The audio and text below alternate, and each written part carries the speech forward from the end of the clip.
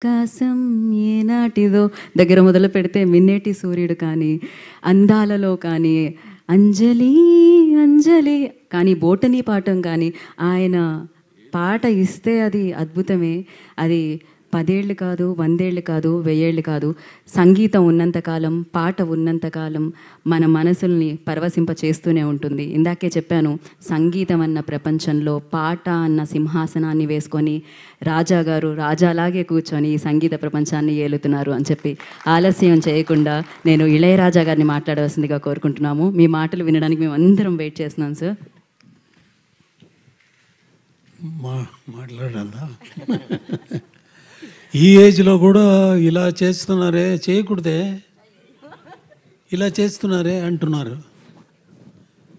ఈ ఏజ్లో చేయకూడదే, ఎలా చేస్తున్నారు అని అడిగితే పర్వాలేదు. చేస్తున్నారే, ఈ రోజులో కూడా చేస్తున్నారు అంటే చేయకూడదా?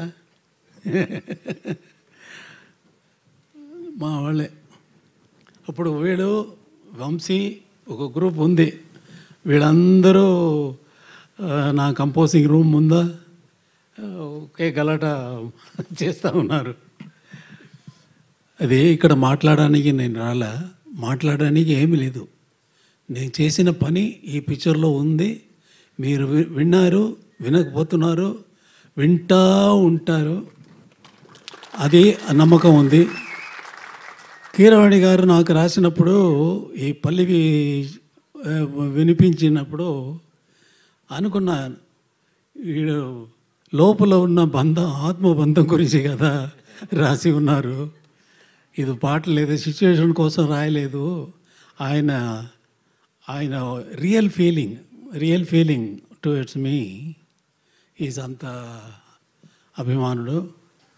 చాలా అది ఎప్పుడూ మారలేదు, ఎప్పుడూ చేంజ్ అవుతుంది.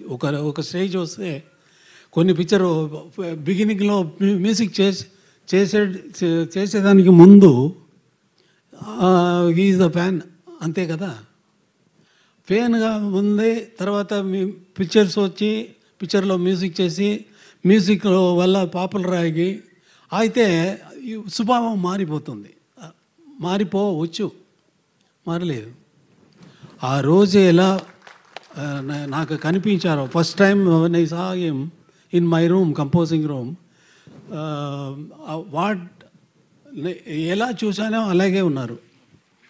ఒళ్ళుగా అది పర్వాలేదు. మనసు కదా, మనసు వల్ల కదా మనం మనుషుడు అయ్యాము కదా. అలాగే ఉన్నారు, అలాగే ఉండాలి.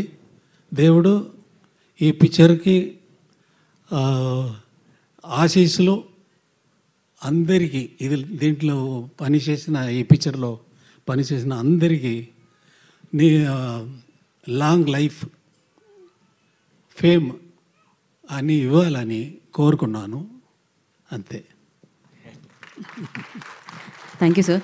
సార్ ఒక్క ప్రశ్న సార్, అదేంటి అంటే మామూలుగా మాకు ఏ సందర్భంలో అయినా ఇళయరాజా గారి పాట పెట్టుకుంటే చాలా అద్భుతంగా అనిపిస్తూ ఉంటుంది. మనకి ఎలాగో Q&A సెషన్ ఉంది సార్ మీడియాతో. ఒకటే ఒక ప్రశ్న, Q&A ఉంది సార్. నాకు ఉంది.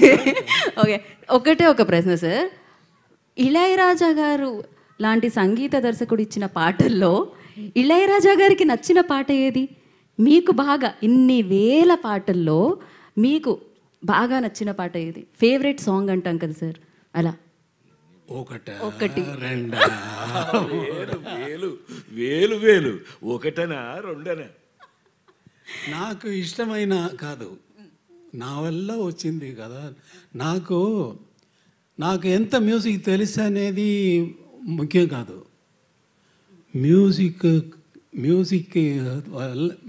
నన్ను గురించి తెలిసిపోయింది కదా. రాను ఎలా వస్తుందని నాకు తెలీదు, నిజంగా తెలీదు. తెలిస్తే ఆ సెకండే మ్యూజిక్ కంపోజ్ చేసేది ఆపేస్తాను. తెలిస్తే ఎలా వస్తుందని తెలిస్తే మ్యూజిక్ ఆపేస్తాను. అది అంతే, తెలిసిపోయింది కదా. హాయిగా ఇంట్లో కూర్చొని నాకు మ్యూజిక్ తెలిసిపోయిందిరా అన్నాడు కదా. అలా లేదు, అలా లేదు, తెలీదు, ఎలా వస్తుందని తెలీదు. సార్ అయితే ఈ విషయం మీకు ఎప్పటికీ తెలియకూడదు అనుకుంటున్నాను నేను, ఎందుకంటే మీరు ఎప్పుడు పాటలు ఇస్తూ ఉండాలి మాకు. దేవుడు నీ కోరుకో. Thank you. ఇందాకే అన్నారు స్వామి స్వామి అని పిలుస్తాము అని చెప్పి, నిజంగానే ఆ స్వామి దర్శనం మాకు ఇన్నేళ్లకి వేదిక మీద లభించింది. Thank you so much. So మీ పాట ఎప్పటికీ మాతోనే ఉండాలి అని మనస్ఫూర్తిగా కోరుకుంటున్నాము. అయితే మనకి మీడియాతో ఒక చిన్న ఇంటరాక్షన్ ప్లాన్ చేశారు వీళ్ళు. ఓకే,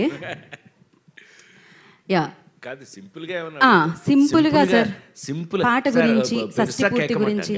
సుమ్మా ఏదో లైట్ అంత మాదిరి అలా మాట్లాడే వాళ్ళు నేను కాదు కదా,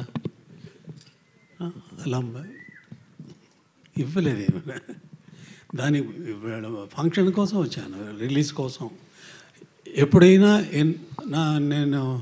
నన్ను చూసేవాళ్ళు రిలీజ్ ఫంక్షన్లో, ఆడియో ఫంక్షన్లో, ఏదైనా ఫంక్షన్లో చూసేవాళ్ళు ఉన్నారా? ఎక్కడైనా వెళ్ళానా?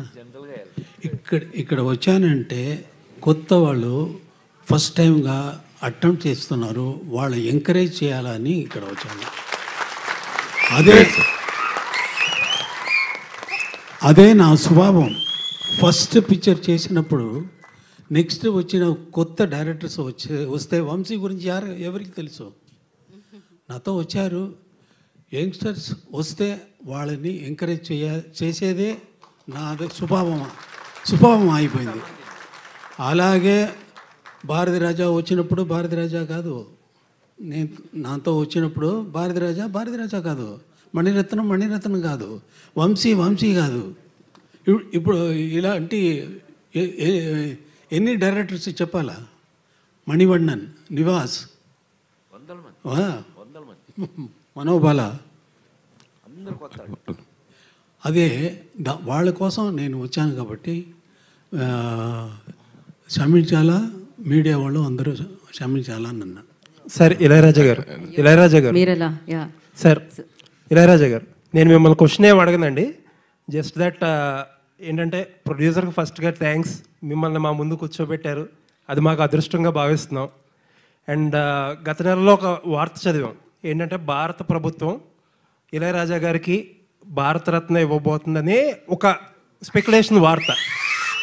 ఒకవేళ ఆ వార్త కనుక నిజమైతే మేము అనేది ఏంటంటే ఇళయరాజా గారికి కొత్తగా తెచ్చే గౌరవం ఏమి ఉండదు, భారత ప్రభుత్వానికి కానీ, భారతదేశానికి కానీ, లేకపోతే భారత ప్రజలకు కానీ మాకు ఒక గౌరవం ఇచ్చుకోవడానికి ఇన్నాళ్ళుగా కుదిరిందని అనుకుంటాం. Thank you sir, thank you for all your. ఆయనకి ఇది రావాలని మనం అందరం ఆ భగవంతుని మనస్ఫూర్తిగా కోరుకుందాం.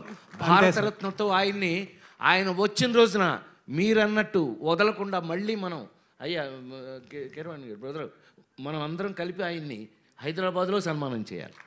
తప్పకుండా సార్, థ్యాంక్ యూ. మిమ్మల్ని క్వశ్చన్లో తీసుకొని అంటున్నారు కాబట్టి మిమ్మల్ని ఇబ్బంది పెట్టే ఉద్దేశం లేదు. Thank you sir. ఖచ్చితంగా. సో వారు థ్యాంక్ యూ ఇళయరాజా గారు మరొకసారి.